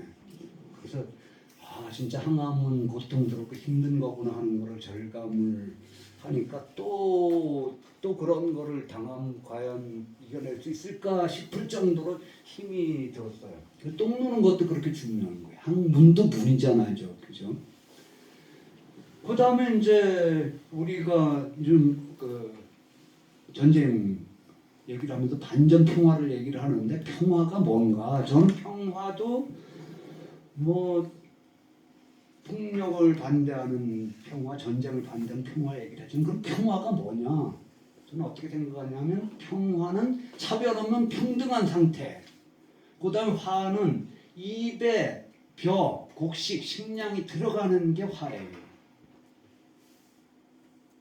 차별을 없는데 쩔쩔 굶어가면서 맨날 먹고 살기 걱정스러웠을 때 평화로워요. 그 화기애애한 분위기가 되겠습니까? 입에 풀칠 날 수 있는데 맨날 그 폭력과 전쟁 위협 속에 불안하게 산다면 그게 평화스럽겠어요? 그것이 서로 통일된 상태, 차별이 없고 먹을 걱정은 없는 상태가 평화의 가장 핵심적인 내용인 거고 전쟁은 폭력을 이것을 차단시키고 그런 평화를 파괴하는 거잖아요, 그죠? 전쟁 반대, 뭐 우리가 이제 폭력 반대 평화를 추구할 때 내가 생각하는 평화에 대한 그 내용은 저는 복잡해서 힘들어서 이런 정도라고 생각해요. 그래서 이런 밥과 사람의 중심인 세상, 평화로운 세상, 또 행복한 세상을 만드는데 가장 기본되는 두 수레바퀴는 저는 여전히 있어야 할 것을 있게 만드는 노동. 노동 없으면 세상이 끝이 나잖아요. 그죠? 그 다음에 없어야 할 것을 없애기 위해서는 저절로 되는 게 아니라 투쟁. 그래서 역사를 주교하는 두 수레바퀴는 노동과 투쟁이라고 생각을 합니다. 그건 식민지 지배하에서도 마찬가지였죠. 그런 식민지 지배하에 식민지 지배라는 것은 근본적으로 제국주의, 자본주의의 지배잖아요. 그죠? 이 자본주의의 지배인 식민지에서 벗어나기 위해서 머릿수는 적어도 그 체제 구조에 영향을 미치는 것은 자본의 영향이 가장 크기 때문에 조직되고 단결된 노동자들이 앞장서서 자본주의 세계의 억압과 장벽을 걷어제치고 자유로운 세계로 나가는 것. 이게 노동해방이고 인간해방이고 민족해방인 이런 지향인 거고 이게 1925년 동아일보에 실렸던 한 장의 만평인데요. 1925년 그때 이 만화나 지금 노동자들의 방향이랑 크게 다를 바가 없는 거잖아요. 그렇죠? 노동자들이 앞장서서 자본주의 세계의 저 억압과 착취의 장벽을 걷어지치고 장막을 걷어지치고 자유로운 세상, 해방된 세상으로 나가는 지향, 꿈. 그런데 이 꿈만 꾼다고 저게 저절로 제쳐지는 게 아니잖아요. 그죠? 완전히 걷어제치고 또 이걸 새로운 장막을 만들지도 못하게 만들어야 되는데 시간이 오래 지나면 장막은 삭아서 사라질 수도 있어요. 그죠? 그럼 자본이 저 장막을 또 만들어서 씌워버리면 또 생기는 거잖아요. 그죠? 장막을 걷어제치되 새로운 자본의 지배가 계속되는 장막 자체를 만들지 못하게 하는 것도 이게 일제강점기 노동자들이 꿈꿨던 실천적으로 지향했던 세상의 지침이라고 할 수가 있죠. 많은 이론들이 있지만은 근데 이런 거대한 꿈을 가지고 있더라도 시작은 출발은 항상 어디서부터 해야 돼요? 내가 일하는 일터, 우리 사람들이 모여 사는 현장, 지역에서부터 이루어져야 될 거 아니에요. 그죠? 거기에서 치열하게 싸웠던 선배 노동자 가운데 한 사람이 강주룡입니다. 강주룡은 평양에 있는 평원고무공장 노동조합의 간부이고 지도자였어요. 일제강점기 때 조선인 노동자들은 일본인 노동자들보다 일을 더 훨씬 많이 하는데 임금은 반밖에 안 됐어요. 여성 노동자들은 또 거기에 반밖에 안 됐어요. 그 다음에 그 중에서도 여성 노동자들 중에서도 더 힘든 노동자들이 고무신발 공장 노동자들이었어요. 조금 나은 게 노동 강도라는 조금 나은 게 이제 이 섬유 공장이었죠. 섬유 공장 노동자들은 이제 젊은 여성 노동자들이 많이 일을 하고 고무신발 공장은 늙은 노동자들이 일을 많이 했는데 그때 이제 젊은 노동자들은 나이가 몇 살쯤 됐을 것 같아요. 그 당시 한 20살 뭐 전후한 10대 후반 이런 노동자들이었고 늙은 노동자는 몇 살쯤 됐을 것 같아요. 30 전후한 노동자들은 늙은 노동자들이었어요. 그러니까 이제 이 젊은 노동자들이 이렇게 좀 나은 데서 일하다가 그다음에 이제 밀려나는 거죠. 할 수 없이 가족 경제도 또 책임져야 되고 먹고 살려고 그러니까 고무신발 공장의 그 어려운 작업 환경, 고무신 그 화학약품 냄새에다가 찌는 듯한 열기에다가 또 나이가 그렇게 되니까 이제 애들도 있잖아요. 그럼 애들 데리고 와서 애 또 늦게 결혼 혼인한 여자들은 뭐 애 젖도 먹여야 되고 또 그 나이가 그런데도 이 감독들한테 성폭력 희롱을 당해야 되고 하는 이런 열악한 처지였어요. 그런데 이런 평양에 있는 평원고무공장에서 1931년에 회사에서 일방적으로 임금을 깎겠다고 통보를 합니다. 여기에 맞서 평원고무공장 노동자들이 12일 동안 죽자사자 싸웠어요. 그런데 회사에서 끔찍도 안 합니다. 그 굶어 죽기로 싸우겠다고 아사 그 동맹을 맺어요. 아사가 굶어 죽는 거잖아요, 그죠? 단식 투쟁에 들어갔던 거예요. 그랬더니 조선인 사장이 일본 경찰을 끌어서 강제로 해산을 시켰습니다. 여기에 무슨 뭐 일본인 사장이 더 악랄하고 조선인 사장은 아주 그 동창회 밝았느냐 같은 뭐 이런 착한 자본가고 그런 거 없어요. 자기 이해관계가 이러니까 일본 경찰을 끌어들여갖고 강제로 해산을 시켰는데 선대우 간부였던 강주룡은 어떻게 흩어진 조합원들을 묶어서 세울 것인가, 투쟁의 부실을 어떻게 살릴 것인가 고민하다가 자살을 하기로 마음먹었어요. 그래서 아버지한테 이제 딱 짧은 3줄짜리 뭐 하중강 소장이 한겨레 신문에 이제 저는 글에다가 그 유서를 인용을 했던가 사진을 안 넣었던가 그러는데 그거를 이제 올리면서 저한테 문자를 보내놓고 해석 좀 해달라고. 근데 제 소원이 이루어지기 전에는 아버지 못 보겠다, 지하에서나 보겠다 하는 강한 그런 유서 같은 글이죠. 내 뜻이 이루어지면 내려가고 그렇지 않으면 여기서 죽겠다, 죽을 각오를 하고 저기를 올라갔어요. 어떻게 올라갔느냐, 저 꼭대기를. 처음 자살을 하기로 마음먹는데 그냥 죽으면 왜 저 여자가 죽었는지 알 수도 없을 것 아니에요, 그죠? 뭐 강주룡 빗대서 하는 얘기식으로 하면은 끔찍스러운 얘기지만은 그 힘들고 열악한 이런 처지에서 김진숙 동지가 자살을 했으면은 37년 동안 버티고 싸워줬잖아, 한쪽에서는, 그죠? 그게 37년이면은 우리들 청춘을 다 바친 거예요. 강의 돌아다니고 한 그런 면에서는 동업자인데 맨날 그 싸우고 거기다 또 암 걸렸는데 이게 저처럼 그래도 계속 호전되는 게 아니라 김진욱 지도위원은 여기서 옮기고 저기서 옮기고 지금도 복지 그거 합의했다고 그 소식이 전화를 했더니 이게 금방 또 안 났네, 또 뭐 여기 옮겼다, 그래서 그런 힘든 항암도 계속 하는데 강주룡도 이제 그 생각을 한 거예요. 내가 여기서 그냥 죽는다면 많은 사람들이 조합원들이 내 뜻이 뭔지 알아서 헤아려서 뭐 계속 싸울 수 있으려나. 그게 잘 안 되죠, 그죠?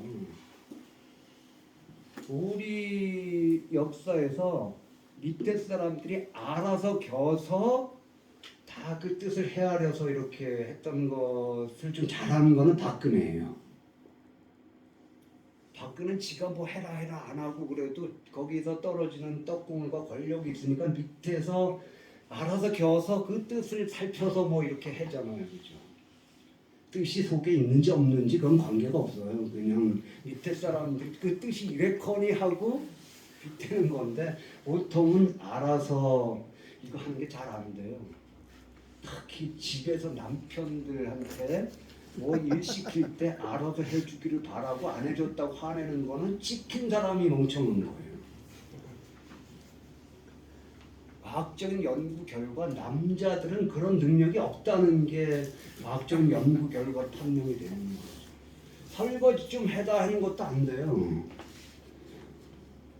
설거지가 어디서부터 어디까지 하는 게 설거지인지도 모르고, 그러니까 뭐를 어떻게 닦아서 어떻게 씻어서 어디까지 또 놔라. 그 처음부터 이것도 또 안 돼요. 처음에는 씻어서 여기까지만 엎어놔라 해다가 이제 몇 번 훈련을 시켜야 이게 이제 제자리에 착착 해서 그 다음에 자기 스스로가 이 주방에 뭐 부엌에 주도권을 가질 수 있게까지 만드는 게 일을 잘 시키는 건데, 노동조합이든지 운동에서 리더십도 그런 거죠. 조금 하다 보면 귀찮으니까 내가 다 할게. 그렇죠? 그게 꼭 잘하는 것만 아니죠. 말은 이렇게 하는데 저는 요즘 어떤 생각이 드냐면은 내가 이제 이렇게 못 돌아다니면 노동운동사를 누가 강의를 하고 돌아다닐까 하는 걱정이 조금 있어요. 근데 그것도 또 옆에서 한마디도 있죠. 다 필요하면 생경, 지가 독단 잘났다고 썩 뭐 내가 봤을 때 잘하지도 못하면서 별 걱정을 사서 한다고 그러는데, 이제 강주경이 내가 그냥 죽는다고 그냥 자살을 한다면 조합원들이 그 뜻을 헤아려서 계속 싸울 수 있을 건가. 뭐 이게 이제 안 되겠다 생각하고, 죽더라도 내가 전하고 싶은 얘기 뭐 이런 것들 다 얘기를 하고 죽겠다 해갖고 이제 올라간 거예요. 목매달 죽으려고 사가지고 갔던 밧줄을 쭉쭉 그 방목을 찢어서 끝에 돌멩이를 매달아 씹어 넘겼죠. 여기 올라가서 이제 새벽을 기다리는데 먼저 단식 투쟁에 들어갔고 잠을 제대로 못 잤어요. 그래서 찬바람이 몰아치는 5월 그 이 새벽 뭐 오싹싹 떨려오는데도 저기서도 졸음을 참지 못해서 일단 추위를 참지 못해서 늘어뜨려 놨 광목을 끌어올려서 펼쳐서 몸을 칭칭 감았어요. 그런데 또 잠이 오는 거예요. 깜빡 잠이 들었어요. 어디 뭐 하다가 남모 하는데 졸라는 얘기는 못하고 제 강의 듣다가 졸리면 그냥 무조건 주무셔요.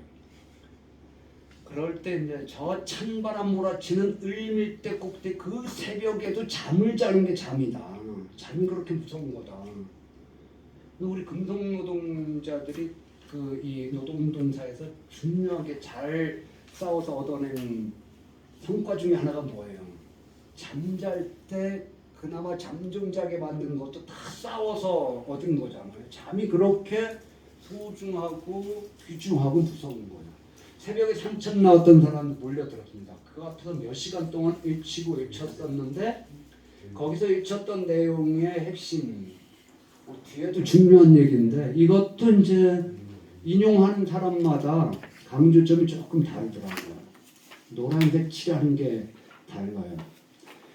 예전에 이제 체계화 평전이 2000년에 나왔을 때 너도들 봤거든요. 근데 딴 사람들 죽은 거를 쫙 보니 다 내가 중요하다고 생각하는데 남들도 친 줄 알았는데 친 게 보는 사람마다 다 다른. 그러니까 같이 이제 이 책을 읽어도 같이 읽으면은 같은 책에서 더 많은 것을 배울 수 있는 게 그런 까닭이기도 하죠. 이 노란 부분을 이제 그 정리를 해보면은 요즘식으로 풀어 얘기하면 이런 거예요. 우리 평안고무공장 49명의 직공들이 이렇게 죽기로 싸우고자 하는 까닭은 우리 임금 깎이는 거 막기 위한 것만이 아닙니다. 우리가 여기서 물러선다면 평양에 있는 12개 고무공장 2,300 전체 직공들 임금 깎이는 원인이 될 것이기 때문에 앞장서 싸우는 겁니다. 평안고무공장 노동자들이 왜 죽자사자 그렇게 싸웠어요? 뭐 처음부터 이런 생각을 가진 노동자들도 있겠지만은 다들 내 살자고 싸우는 거예요, 그죠? 내 임금 깎이는 거 막기 위해서. 그 임금 갖고도 먹고 살기 힘든데 그걸 또 깎는다 그러니까 나 먹고 살기 위해서 싸운 거잖아요. 싸우다 보니까 우리의 싸움의 요구와 우리 싸움의 목적과 우리 싸움의 승리는 나만을 위한 게 아니다. 이제 더 나아가서는 우리의 승리와 함께 더 많은 사람들의 도움, 많은 사람들한테 도움이 되는 이런 싸움을 하면 더 바람직스럽겠죠. 2,300명 우리 동무의 살이 깎이지 않기 위해 내 한 몸뚱이가 죽는 것이 아깝지 않습니다. 그래서 1970년대 민주노조 운동 과정에서 노동적 일상활동이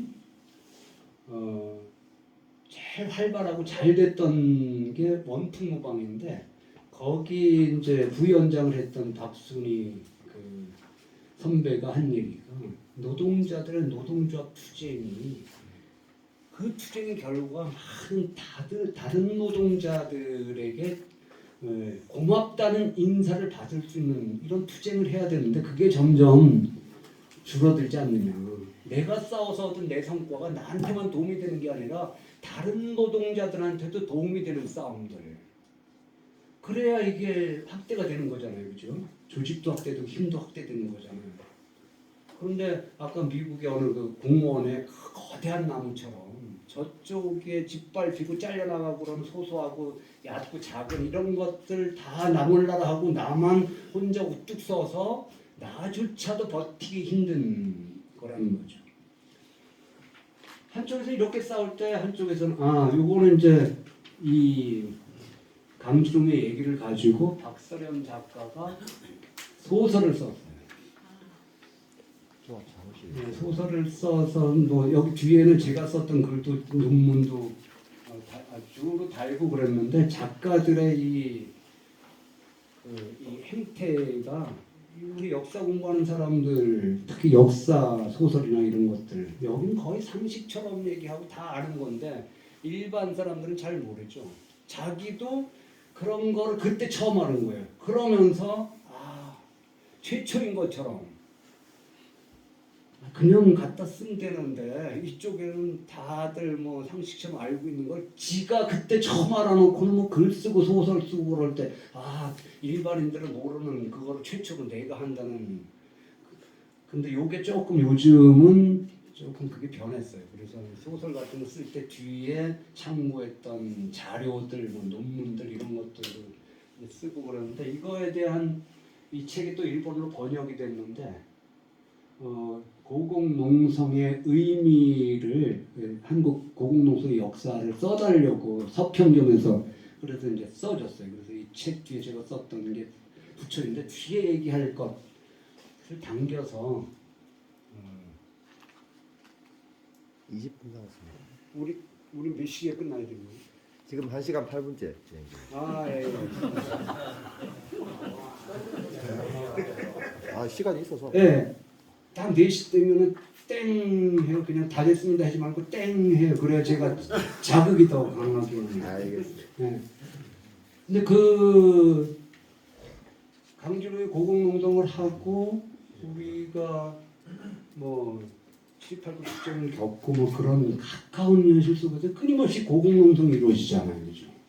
왜 그 하늘 가까운 고공으로 올라가요? 노동자들이 최후의 저항처럼 하다 안 되니까 고공농성을 벌이잖아요. 왜 올라갑니까? 밑에서 밑에서 잘 안 풀리니까 좀 더 높이 올라가면 뭐 하늘이라도 좀 알아줄까 하고 올라가잖아요, 그죠? 저 고공으로 올라가는 게 우리 전통적으로 보면 소떼하고 똑같아요. 소떼가 뭐냐? 사람의 뜻을 하늘에 전달하는 기둥이에요. 그 소떼 기둥이. 그 다음에 새는 메신저예요. 사람의 뜻을. 그러니까 밑에서 조직적으로 또 힘차게 같이 싸워주면은 고공까지 안 올라갈 텐데 안 되니까 하늘 가까운 데로 올라가는 거잖아요. 그 다음에 저기 해와 달이 된 온위 그게 어떻게 됩니까? 막 호랑이한테 쫓겨가지고 그러니까 우리가 호랑이의 호랑이 좋은 점 많이 얘기를 하는데 호랑이가 제일 저가 역사적으로 제일 잘했던 건 언제냐면은 단군 신화 때 시키는 대로 안 할 거야 하고 저항하면서 도망친 그때 호랑이가 저는 제일 폼났던 것 같아요. 곰은 100일 동안 쑥밥 마늘 먹으면서 시키는 대로 잘 해갖고 지금도 우리한테 전범으로 선전되잖아요. 자가격리를 신화 때부터 이렇게 잘해왔던 민족이라. 그런데 호랑이는 뭐예요? 왜 내가 네 시키는 대로만 살아? 힘이 없어서 복속당했지만은 시키는 대로 안 살 거야 하고 박차고 나갔잖아요. 근데 요 구조가 예수 탄생 아담과 이브 여기서 똑같은 구조가 있더라고요. 그 이브의 이브가 아담하고 이브가 부부죠. 그 우리 쪽은 그래도 조금 자신 있는데 딴 나라 얘기는 물어가면서 이렇게. 근데 그 이브가 아니라 첫 번째 부인이 또 있었어요 아담한테. 근데 그 첫 번째 부인이 막 섹스도 그렇고 다 시키는 거예요. 이렇게. 그러니까 성교를 할 때 섹스를 할 때도 지 좋은 체위로만 자세를 취하라고 그러니까 내가 왜 네 시키는 대로만 해 안 해 하고 도망친 부인이 있었어요. 구조가 똑같잖아요. 우리 이제. 그런데 그런 폼나는 호랑이도 있지만은 조선시대 같은 경우 수령 7사 중에 하나가 호환을 예방하는 거예요. 호랑이 피해 때문에 어떤 때는 산간 마을이 호랑이 때문에 쑥대밭이 되고는 공포의 대상이기도 했는데 어쨌든 이제 그 공포스러운 호랑이를 보여주는 게 달과 해가 된 온위 얘기잖아요. 호랑이한테 쫓겨요. 그래갖고 우리를 살리려거든 성한 동아줄을 내려주시고 우리를 죽이려거든 썩은 동아줄을 내려달라. 그러니까 성한 동아줄을 타고 하늘로 올라가서 해와 달이 됐잖아요. 그죠? 호랑이는 어떻게 됐어요? 썩은 동아줄을 내려주니 그거 타고 올라가다 떨어졌는데 떨어져서 딱 착륙한 지점이 수숫대 벼놓은데 거기에 바로 똥꼬가 찔려서 피가 나서 수숫대 끝이 뻘개요. 농사를 접은 사람들은 수숫대를 자르면 옥수수대는 뻘겋지 않는데 수숫대를 자르면 뻘건데 그게 호랑이 피가 바로 어떻게 떨어져도 똥꼬를 콕 치면 더 떨어져. 그런데 소떼도 그렇고 이 온위의 신화도 그렇고 그건 진짜 하늘에 바란 거잖아요. 그런데 우리 노동자 민중한테 하늘은 뭐예요? 그 하늘은 올라갔어도 투쟁하는 노동자들이 고공에 올라가서 그렇게 치열하게 처절하게 싸워도 안 되니까 올라가서 또 자살한 노동자들도 있잖아요. 그죠? 올라가서도 노동자들한테 민중한테 하늘은 뭐가 하늘입니까? 동학농민군의 꿈 얘기할 때 얘기를 했잖아요. 노동자들한테 민중한테 하늘은 답이 하늘이고 사람이 하늘인 거예요.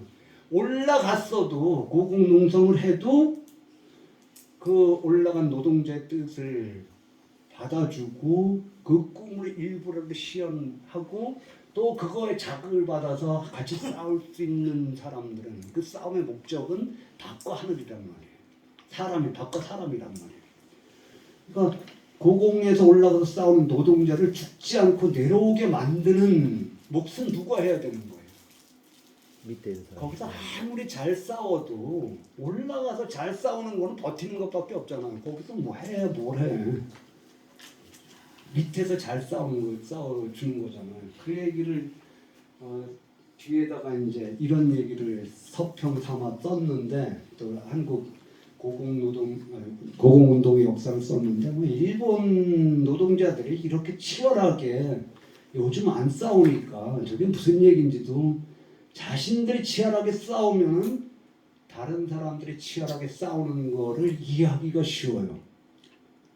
그러니까 한 번도 싸우질 않으니까 하는 얘기가 아 나는 박근혜 이명박 때도 버티고 뭐 그런 얘기만 하는 거죠.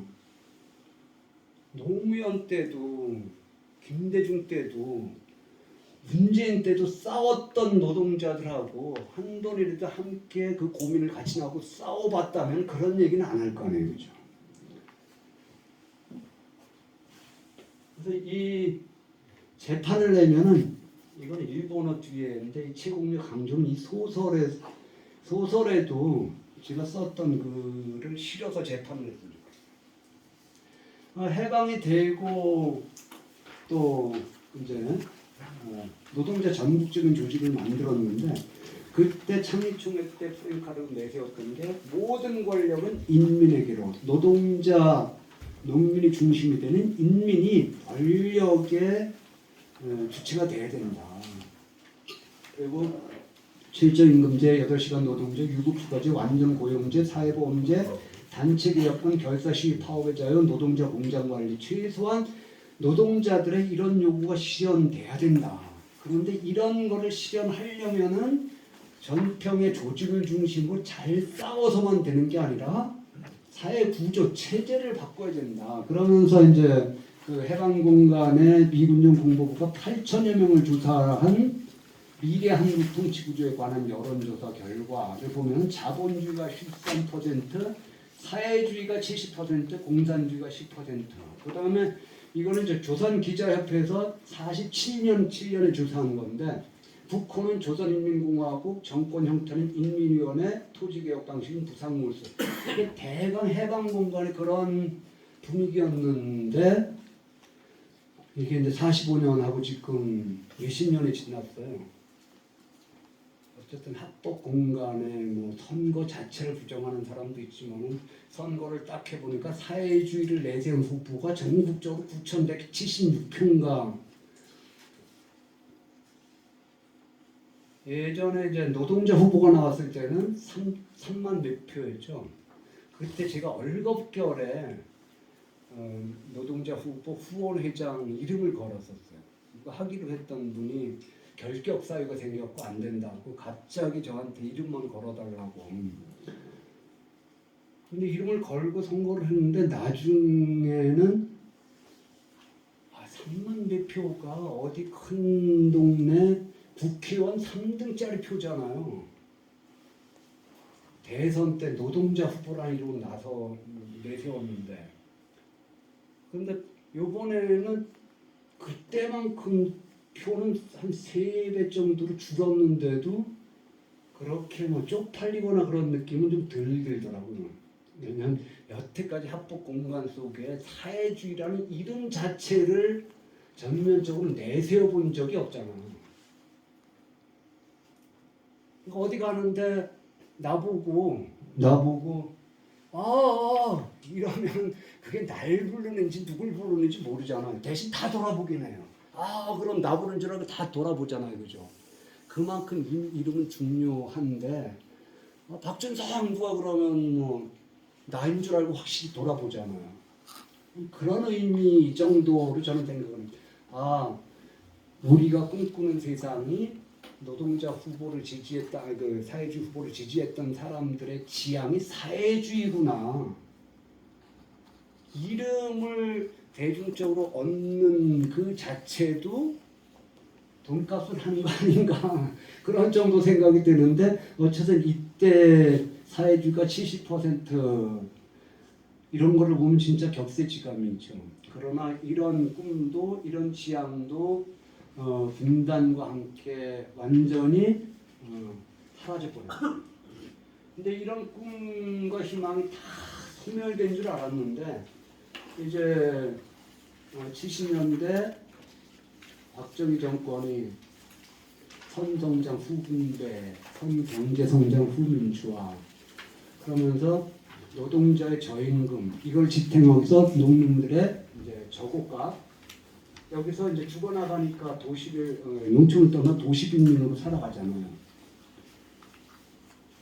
이런 이제 서로 맞물려 들어가는 이런 사회 구조 속에 맨날 먼 미래 행복으로 선전하면서 허리띠 졸라매자고 그랬죠. 10년만 지나자, 10년만 지나자. 이런 구조 속에 이제 전태일이 분신을 하게 돼요. 요 부분만 전태일 열사 이 주기 전태일 열사만 갖고 몇 번 강의를 했었는데 오늘은 뭐 이 삼가 투쟁 한 장도 다 못 보고 이것만 말씀드리고 넘어가요. 전태일 열사에서 여전히 배워야 될 핵심은 사랑을 바탕으로 한 강한 동지에 학습하고 조직하고 현장을 떠나지 않았던 실천 그게 가장 핵심이겠죠, 그죠? 그 하루에 15시간씩 16시간 일을 하고도 깨알같은 한자투성의 근록신법을 5편을 찾아가면서 공부했던 그런 모습들. 그리고 떠날 수도 있었는데 떠나지 않고 다시 평화시장으로 돌아왔잖아요, 그죠? 그때 사회 분위기가 그렇지만은 그렇게 목숨까지 던졌던 전태일 열사의 이제 이 의식 속에는 또 한쪽은 여전히 오빠가 잘해줄게 하는 이런 생각은 여전히 있었죠.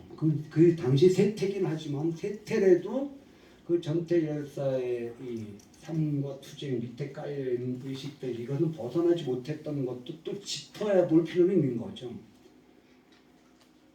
그러니까 여성 노동자들 뭐 이런 거를 남성인 오빠인 내가 잘해줘서 너희도 좀 더 행복하게 살게 해줄 거야 이런 생각들.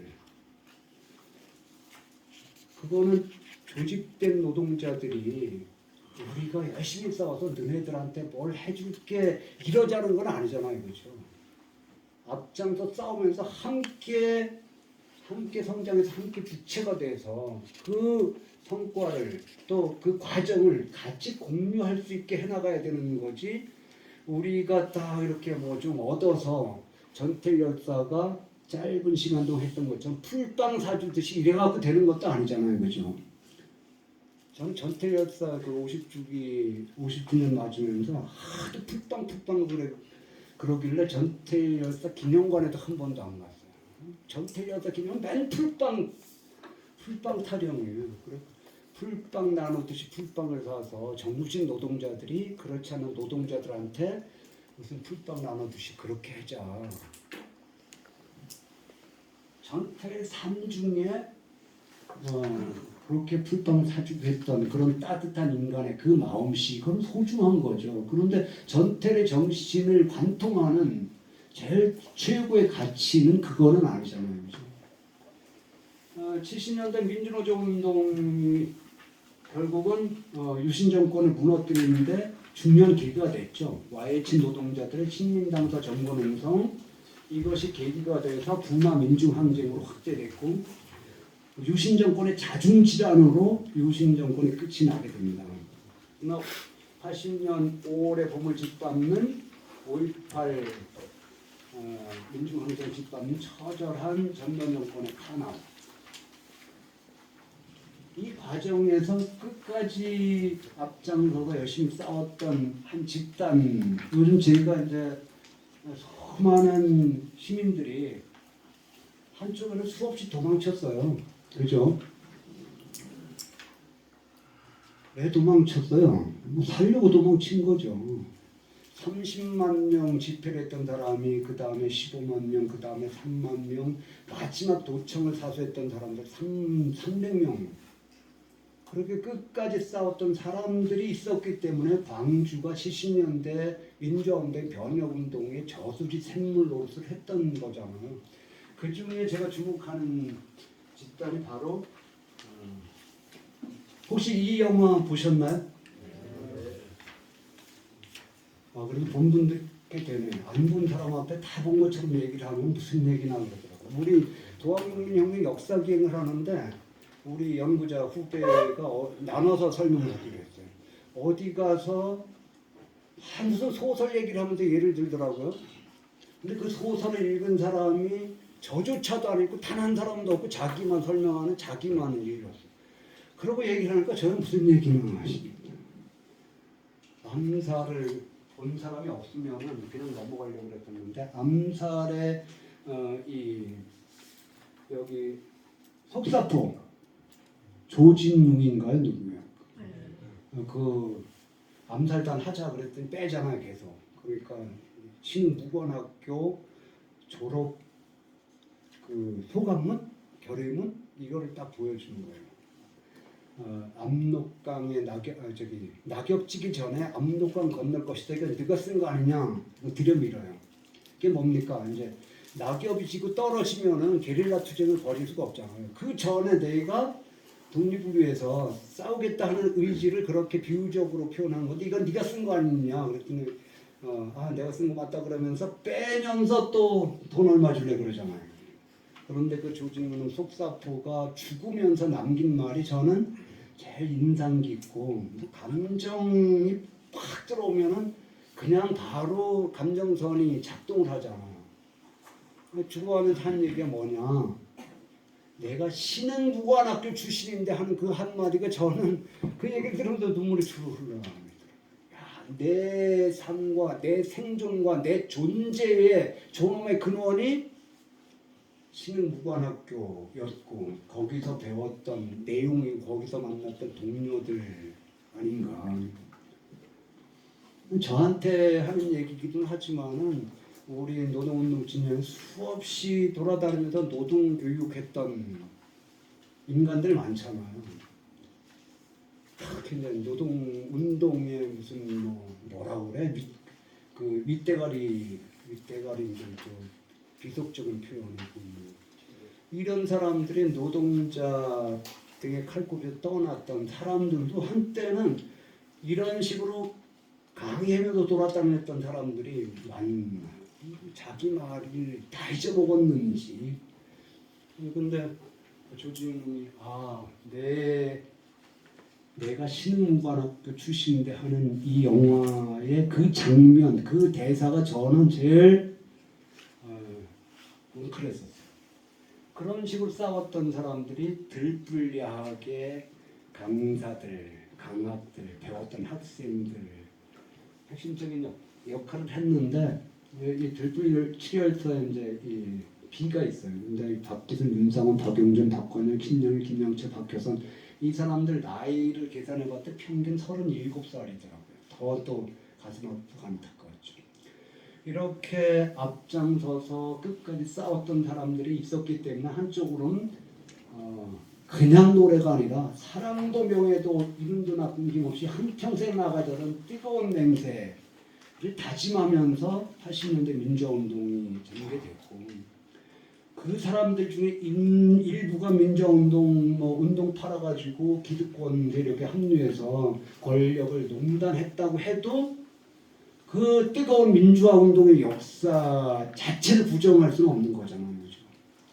결국 이 힘이 87년 6월 항쟁을 가능하게 했고 그리고 6월 항쟁 속에 열린 공간 속에 7.89 노동자 투쟁이 전개가 됐죠.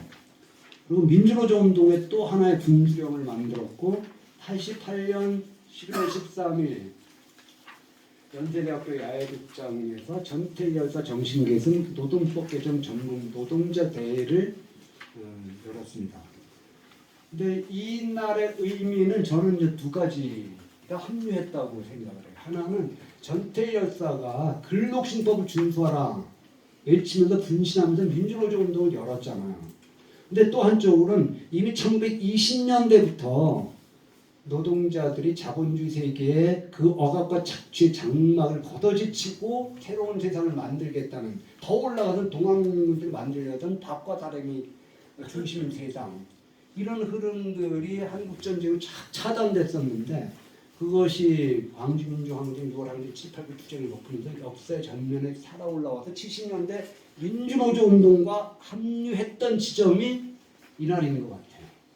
이 이날의 의미를 저는 이제 그렇게 의미 부여를 하고 이거 조금 더 이제 자세하게 글을 한 편 지금 쓰려고 하고 있는데요. 그리고 노동자, 학생, 뭐 시민들 5만 명이 야외 광장에 모였어요. 행진하는 제일 앞에 섰던 것이 노동해방이라는 피로 쓴 네 글자였어요.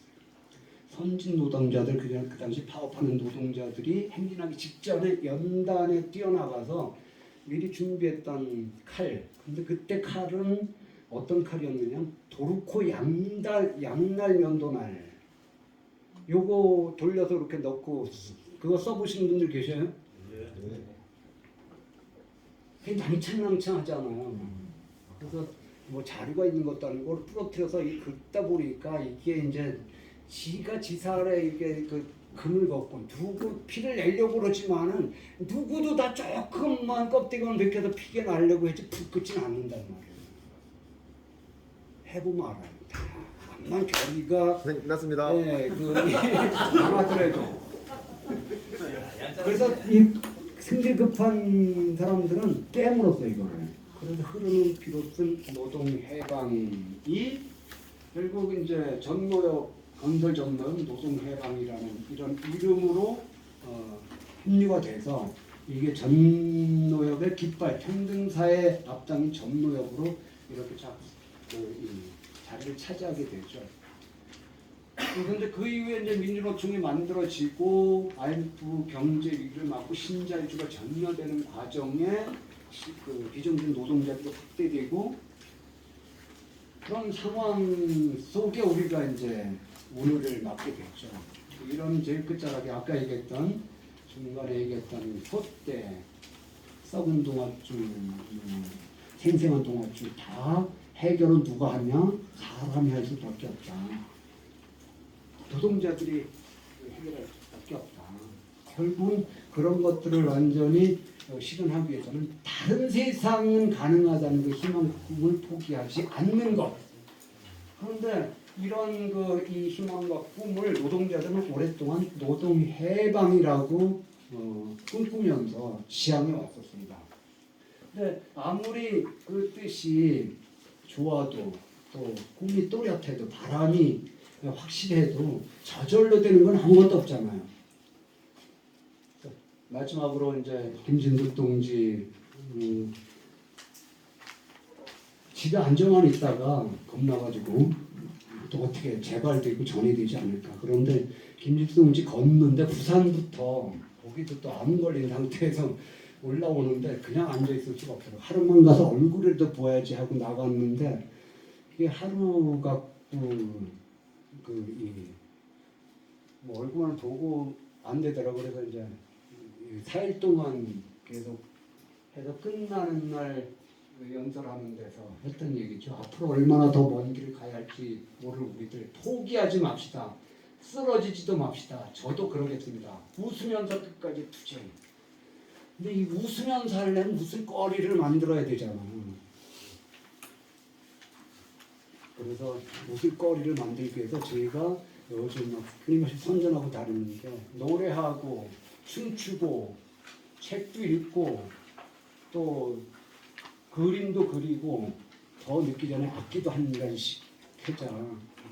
혹시 짬 나면 다음에 기회 있으면은 요 얘기만 갖고 강의를 노동운동사 속에 이 얘기를 하니까 아직도 이게 매끄럽지가 않고 좀 이건 이 노동해방 근데 노동해방의 내용이기 때문에 제가 생각하는 것입니다. 근데 어쨌든 짧은 시간에 자세하게 할 수는 없고 근데 우리가 옛날부터 노래하고 춤추는 것을 즐겨했잖아요. 그 노래하고 춤추는 걸 즐겨했다는 것은 남 노래하는 거 듣고 남 춤추는 거 보고 박수 치는 거를 즐겨했다는 얘기가 아니라 스스로 노래하고 춤추는 걸 즐겨했다는 거 아니에요. 노동자 문화의 가장 기본 핵심이 돼야 되는데 그러면 제가 전공을 모르는데 그래도 우리 동지들 동네에는 노래도 좀 하고 춤은 모르겠는데 그러는 이김춘택 동지 같은 경우가 있어서 참 그 옆에 보배를 두고 산다고 생각해요. 노동조합 활동하면서 노래 가르치고 뭐 이런 가수 아닌 경우에 근데 가수급이잖아요, 그죠? 인정하시죠? 네. 예. 딴 거는 잘 모르겠고 그런 거는 제가 굉장히 좋아하는 동지예요. 그런 것들을 나도 너도 다 할 수 있으면 더 힘이 날 수 있고 그것이 끝까지 버틸 수 있는 웃으면서 끝까지 투쟁할 좀 힘이 될 수도 있겠다. 근데 뭐든지 그거를 실현하기 위해서는 통밥만 갖고 되는 게 아니라 천다부려일행이 필요합니다. 1000번 생각하는 것이 한 번 행동하면 갖지 못하다. 그리고 이 행동은 다시 우리의 생각을 더 상승시켜요. 그리고 그 높아진 생각은 또 우리의 행동을 부추기게 되는 거죠. 그것이 인간의 운동의 성장 과정 아닌가 싶습니다. 천사불행 일행으로 천사불행으로 끝까지 웃으면서 싸워서 만드는 노동자의 길, 그 역사의 길에서 다시 또 뵙기를 바라면서 강의 마치겠습니다. 하고 싶은 얘기는 많고 거기다가 마스크까지 입을 바래서 이게 나오던 말 맞고 그런 것 같습니다. 몇 분 지났어요? 네, 6분 지났습니다. 6분 지났어요. 네. 50분간 그 한국노동운동 역사에 대해서 이렇게 강의를 해달라고 하는 게 무리가 있었는데 그래도 끝까지 뭐 열심히 해주신 박준호 선생님한테 다시 한 번 더 크게 박수 드릴 수 있었습니다. 지금 4시 5분이거든요. 딱 10분 쉬고